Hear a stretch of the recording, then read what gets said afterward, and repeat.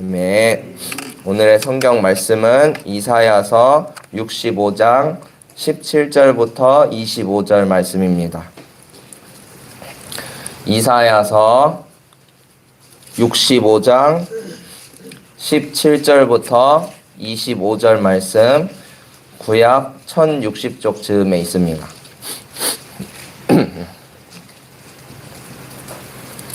이사야서 65장 17절부터 25절의 말씀을 한 절씩 교독하시고 마지막 절은 함께 읽겠습니다.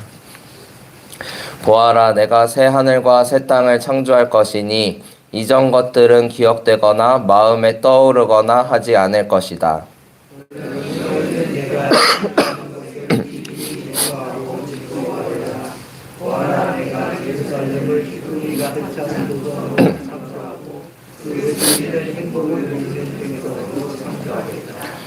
예루살렘은 나의 기쁨이 되고 거기에 사는 백성은 나의 즐거움이 될 것이니 그 안에서 다시는 울음소리와 울부짖는 소리가 들리지 않을 것이다.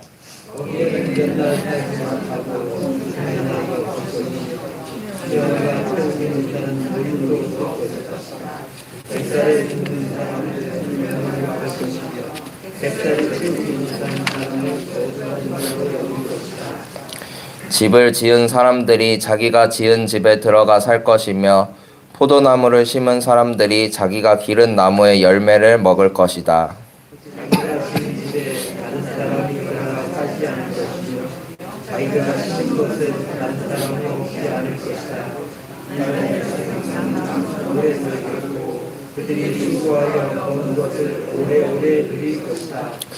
그들은 헛되이 수고하지 않으며 그들이 낳은 자식은 재난을 당하지 않을 것이다.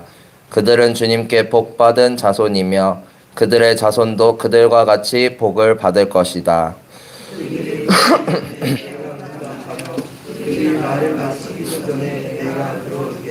다 같이 읽겠습니다.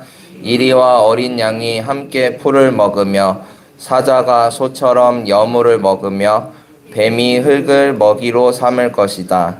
나의 거룩한 산에서는 서로 해치거나 상하게 하는 일이 전혀 없을 것이다. 주님의 말씀이시다. 아멘. 할렐루야. 오늘도 새날을 주신 주님을 찬양합니다. 복되고 값진 하루 주님과 동행하는 우리 모두가 되기를 바랍니다. 오늘 말씀의 제목은 새 하늘과 새 땅입니다. 요즘 전쟁으로 온 세계가 떠들썩합니다. 이란 이스라엘 전쟁과 같은 뉴스를 접할 때마다 가슴이 철렁 내려앉는 순간들이 많은데요. 우리에게는 전쟁이 옛날에나 있었던 일로 여겨지지만 지금 이 순간에도 폭력과 화염에 휩싸여 괴로움 가운데 신음하는 이들이 많이 있습니다. 이들을 위해서도 함께 기도를 부탁드립니다.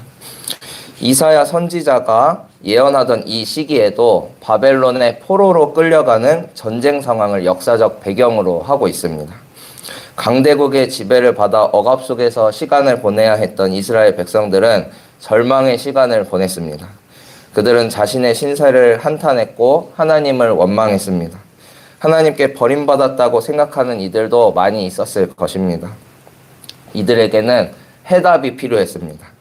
전쟁과 포로기라는 현실 앞에 하나님의 뜻은 어디에 있는지, 하나님이 정말 계시기는 한 건지 신앙적 해답이 필요했죠. 오늘날 우리도 이런 생각에 빠질 때가 있습니다. 내 인생이 왜 이렇게 잘 풀리지 않지? 하나님께서 나를 버리신 건 아닐까? 이 믿음을 계속 이어나갈 수 있을까? 하나님은 전지전능하시고 사랑이 충만하신 분인데 왜 이 세상은 여전히 평화롭지 못하고 전쟁이 일어나고 사람들은 반복해서 고난을 겪는 것일까요? 하나님의 뜻을 우리가 100% 다 알 수는 없지만 이사야 선지자는 하나님께서 하나님의 때에 새 하늘과 새 땅을 창조하신다고 외칩니다. 65장 17절 말씀입니다. 보아라, 내가 새 하늘과 새 땅을 창조할 것이니 이전 것들은 기억되거나 마음에 떠오르거나 하지 않을 것이다. 아멘. 하나님께서는 전쟁의 고통을 겪은 이스라엘 백성들을 향해 새 하늘과 새 땅을 창조해 주시겠다고 말씀하십니다. 괴로운 시간에 종지부를 찍고 회복을 경험하게 해주시겠다는 선언이었습니다. 여기서 우리가 기억해야 할 점은 창조에는 인과관계가 없다는 점입니다. 창조에는 인과관계가 없습니다. 창조는 전적으로 하나님의 손에 의해 일어나는 행위입니다. 전쟁을 한번 생각해 보시길 바랍니다. 지금 벌어지는 전쟁 상황을 보더라도 이스라엘과 미국 그리고 이란 사이에 여러 가지 인과관계가 있습니다. 1948년 이스라엘이 예루살렘을 중심으로 영토를 회복하고 독립국가로 인정을 받았습니다. 이때 미국의 막강한 지원이 있었는데요.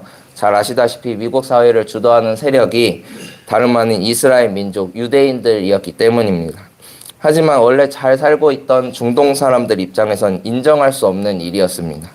갑자기 이스라엘이 미국을 등에 업고 예루살렘이 원래 우리 땅이었다고 우기면서 밀고 들어온 상황이었죠. 그래서 지금까지 이스라엘과 중동 국가들 사이에선 종교 분쟁, 영토 분쟁이 끊임없이 일어나고 있습니다. 그 중에서도 중동 국가의 가장 강력한 군사적 배후 세력이었던 이 이란이 지금 전면전에 가까운 전쟁을 벌이고 있는 것입니다. 이렇듯 전쟁에는 인과관계가 있습니다. 이 전쟁이 언제 끝나게 될지는 모르겠지만 전쟁을 마칠 때에도 아마 인과관계를 또 따질 것입니다. 누가 잘했고 누가 못했고 또 누가 더 많이 피해를 입혔는가에 대한 그런 셈법이 들어가겠죠.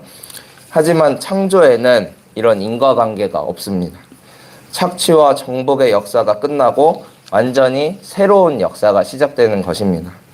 그야말로 천지가 개벽하는 사건이 일어나는 것이죠. 창조하다라는 뜻의 히브리어 동사 바라는 그 주어가 언제나 하나님이라고 합니다. 창조하셨다, 창조할 것이다, 창조하신다라는 그런 동사가 나올 때면 언제나 그 앞에 하나님께서라는 주어만 붙을 수 있다는 것입니다. 이렇듯 창조는 오직 하나님에 의해서만 이루어집니다. 하나님의 창조에는 인과관계가 없습니다. 하나님께서 당신의 때가 찼을 때 새 하늘과 새 땅을 창조하십니다. 이때에는 이전 것들은 기억되거나 마음에 떠오르거나 하지 않을 것이라고 말씀하시죠. 슬픔과 고통, 괴로운 기억들이 마음에 남지도 않고 떠오르지도 않을 만큼 새로운 세상이 펼쳐질 거라고 말씀하십니다. 하나님의 손에 의해 새롭게 창조된 세계는 오직 하나님과 함께하는 기쁨과 즐거움만 가득 찬 세상입니다. 하나님께서 창조하실 새 하늘과 새 땅은 하나님과 하나님의 백성이 즐거움을 나누는 곳이 되는데요. 19절 말씀입니다. 예루살렘은 나의 기쁨이 되고 거기에 사는 백성은 나의 즐거움이 될 것이니 그 안에서 다시는 울음소리와 울부짖는 소리가 들리지 않을 것이다. 아멘. 성경에서 보통 말하는 이 예루살렘은 때때로 하나님의 백성을 의인화한 표현으로 사용이 됩니다. 시편 147편 12절에서도 마찬가지였습니다.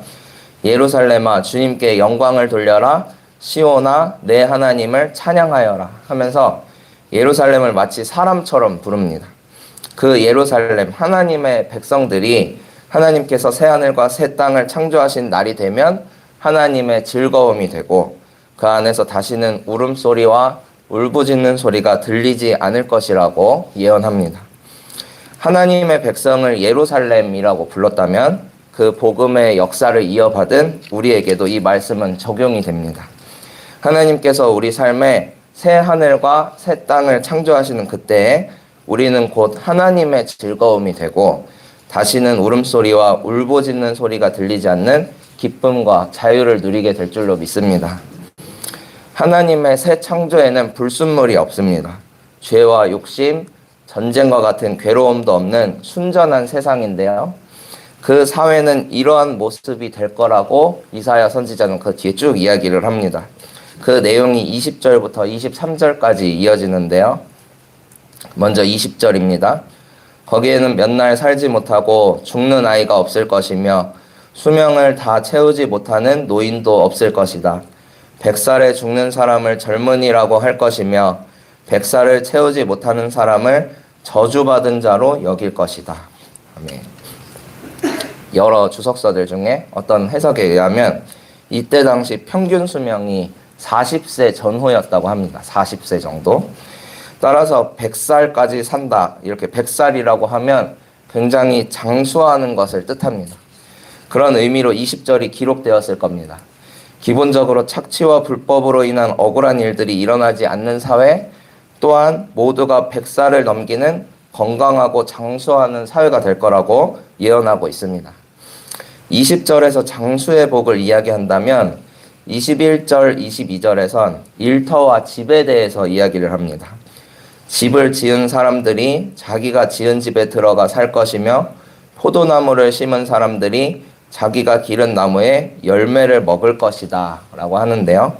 언뜻 보면 당연한 말 같지만 이때 당시 그 이스라엘 백성들의 상황을 한번 상상해 보면 또 말이 달라집니다. 포로로 끌려가는 전쟁을 겪은 이스라엘 백성들에게 이 말씀은 어떻게 다가왔을까요?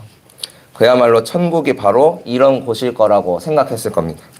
남의 땅에 끌려와서 내 고향 땅 한번 밟아보는 게 소원이었고, 내가 일군 포도나무로 내 포도를 수확하고 자유롭게 먹고 나눌 수 있는 그런 삶, 평범한 일상 같지만 억압받고 착취당하던 이들에게는 이것보다 더 바랄 것이 없는 삶이었습니다. 저는 이 말씀을 묵상하면서 이런 생각이 들었습니다. 아, 정말 그렇구나. 천국이 별다른 게 있을까? 내가 평안하게 집에서 잠들고 또 나의 노동으로 수확해서 사랑하는 가족들과 먹고 마시고 즐기며 살 수 있는 이 일상이 바로 천국이구나 하는 생각이 들었습니다. 하나님께서 이미 우리에게 주신 복들이 너무나 많습니다. 전쟁을 겪은 이들에게는 지금 우리가 누리고 있는 이 모든 일상이 곧 천국이나 다름없습니다. 가끔 영상을 통해서 우크라이나 러시아 전쟁에 징집되어가는 남자 청년들의 모습을 볼 때가 있습니다. 저도 나이 차이가 많이 나지 않기 때문에 감정이입이 이렇게 되기도 하는데요. 그들이 가족들과 헤어지는 그런 영상이 있습니다.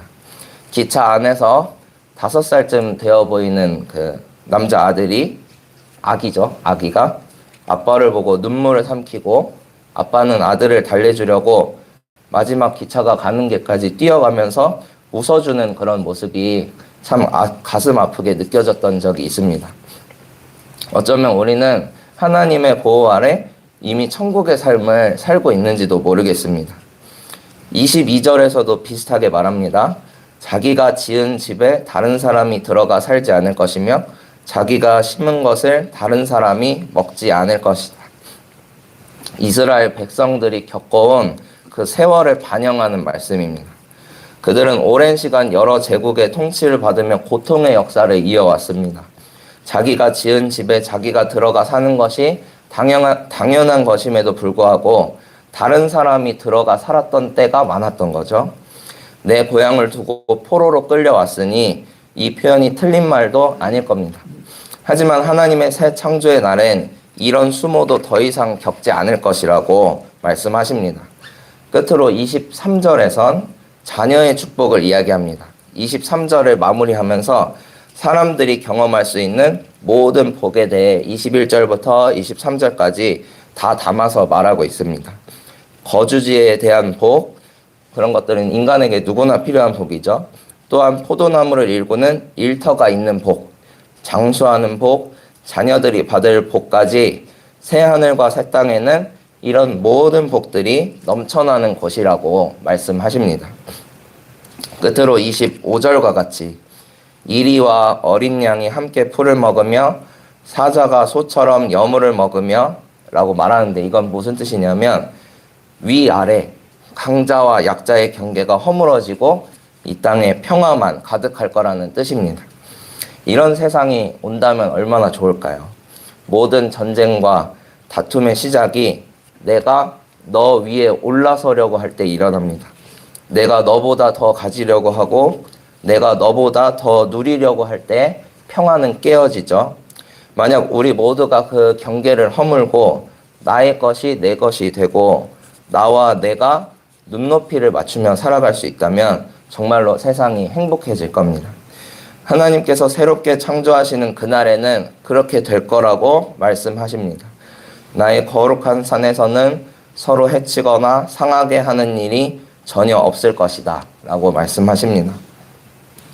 그럼 그때는 언제 오는 걸까요?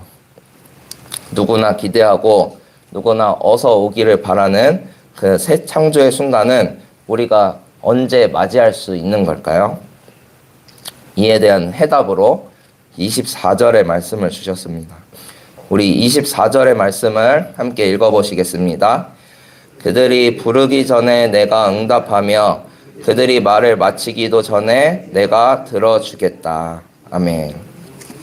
이스라엘이 하나님을 불러서 새 창조를 하시는 게 아닙니다. 이스라엘이 하나님께 울부짖어서 새 창조를 이루어 주신 게 아닙니다.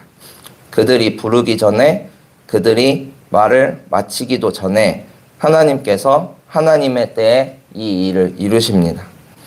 그 날과 그때는 아무도 알 수 없다고 했습니다. 하나님의 창조에는 인과관계가 없기 때문입니다. 우리는 그저 하나님의 주권을 믿고 신뢰하며 나아갈 뿐입니다. 우리가 하나님을 믿을 이유는 도처에 있습니다.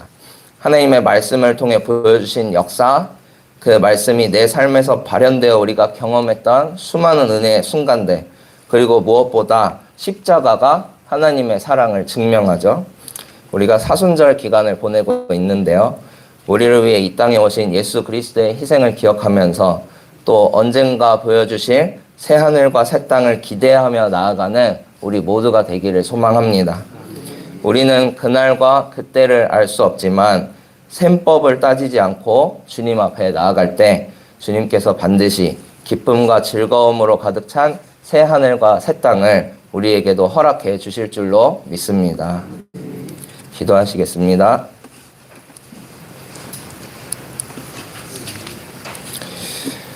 주님 감사합니다. 하나님의 백성을 결코 버리지 않으시고 회복시키시고 또 깨우치시는 주님의 역사를 믿습니다.